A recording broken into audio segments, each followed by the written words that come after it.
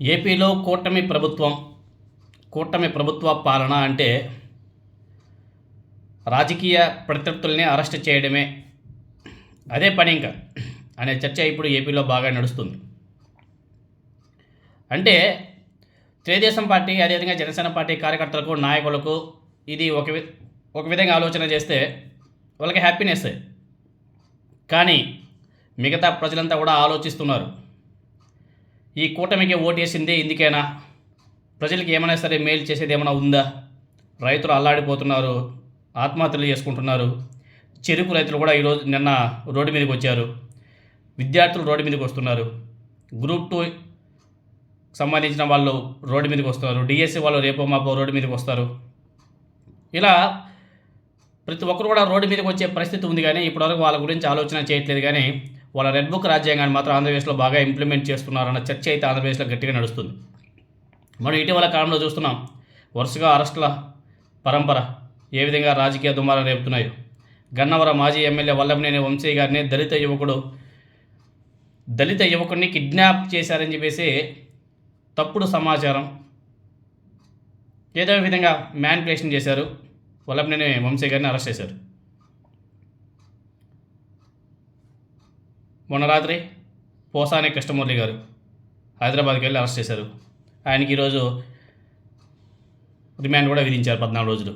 Maybe వాళ్ళకి సంబంధించిన లాయర్లు ఏపీ హైకోర్టులో మళ్ళీ సవాల్ చేస్తారేమో, అది సెకండ్ థింగ్. ఇలా ప్రతిరోజు రేపు ఎవరిని అరెస్ట్ చేద్దాం, ఎల్లుండి ఎవరు అరెస్ట్ చేద్దాం, నెక్స్ట్ గోరంట్ల మాధవ్ అంట, మాజీ ఎంపీ, వైఎస్ఆర్ కాంగ్రెస్ పార్టీ మాజీ ఎంపీ గోరంట్ల మాధవ్, ఆయన అరెస్ట్ చేయడానికి సిద్ధమవుతున్నారు. కేసులు, అరెస్టులు, రిమాండ్లు, పోలీస్ కస్టడీ. ఇప్పుడు ఆంధ్రప్రదేశ్లో ప్రజానీకం ఎక్కువగా చర్చించుకునే అంశాలు ఏమైనా ఉన్నాయంటే ఇవే. వీటి వల్ల కూటమి సర్కార్ ఏం ఆశిస్తుందో మనకైతే అర్థం కావడం లేదు. కానీ వ్యతిరేకత మాత్రం గట్టిగా మూట కట్టుకుంటుంది అనే చర్చ అయితే నడుస్తుంది.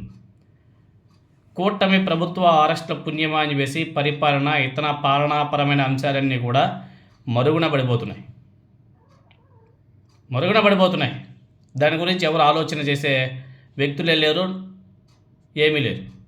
రకరకాల కారణాలతో వాళ్ళ రెడ్ బుక్లో రాసుకుంటుంటే వాళ్ళందరినీ కూడా విడతల వారీగా అరెస్ట్ చేస్తూ పోతే వాళ్ళ పాలన కాలం అంతా కూడా సరిపోతుంది. అంతే. ఇంకా 5 ఏళ్ళు కేసులు, అరెస్టుల మీద చర్చ జరగడం వల్ల అంతో ఇంతో చేసే మంచి పనులపై ప్రజలు మాట్లాడుకునే పరిస్థితి ఉండదని చెప్పేసి ప్రజలంతా కూడా చర్చలు కూడా చేస్తున్నారు.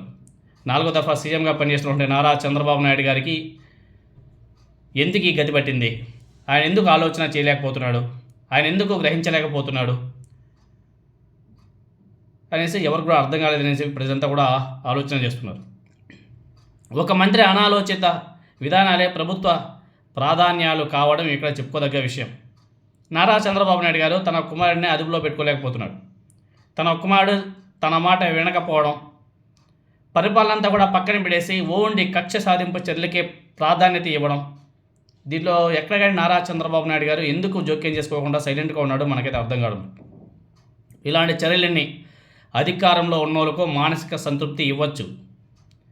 అది జనసేన అయినా, బీజేపీ అయినా, తెలుగుదేశం పార్టీకైనా. అయితే పాలన అంటే ఇదేనా అనే ఒకసారి తమను తాము ప్రభుత్వ పెద్దలు విశాల దృక్పథంతో ప్రశ్నించుకుంటే సమాధానాలు కూడా బోల్డెన్ వస్తాయి. కానీ ఈ కూటమి పాలకుల్లో కొంచెం కూడా సంకుచ స్వభావం వల్ల విశాల ప్రయోజనాల ఆలోచన లేకుండా పోతుంది. దీనివల్ల ఎన్నికల్లో భారీ మూల్యం చెల్లించుకునే ప్రమాదాన్ని వీళ్ళే కోరి మరీ తెచ్చుకుంటున్నారన్న అభిప్రాయం కూడా బాగా గట్టిగా వ్యక్తమవుతుంది. కాబట్టి ఇప్పటికైనా సరే కూటమి ప్రభుత్వ పెద్దలు, మంత్రులు, నారా చంద్రబాబు నాయుడు గారు వీళ్ళంతా కూడా ఆలోచన చేయాలా. లేదు మా రెడ్ బుక్ రాజ్యాంగాన్ని 5 సంవత్సరాలు చేస్తామంటే మాత్రం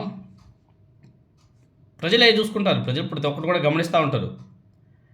కొంతమంది కుల ప్రస్తావన అవి ఉంటాయి, కానీ ఫైనల్గా అక్కడికి వెళ్ళినప్పుడు ఇవన్నీ కూడా పక్కకి వెళ్ళిపోతాయి.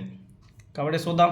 ఇప్పటివరకు నారా చంద్రబాబు నాయుడు గారు, నారా లోకేష్ నాయుడు గారు, పవన్ కళ్యాణ్ గారు రెడ్ బుక్ రాజ్యాంగాన్ని అమలు చేసుకుంటూ పోతున్నారు. ఫ్యూచర్లో ఎలా ఉంటుందో వీరి పరిపాలన చూడాలి.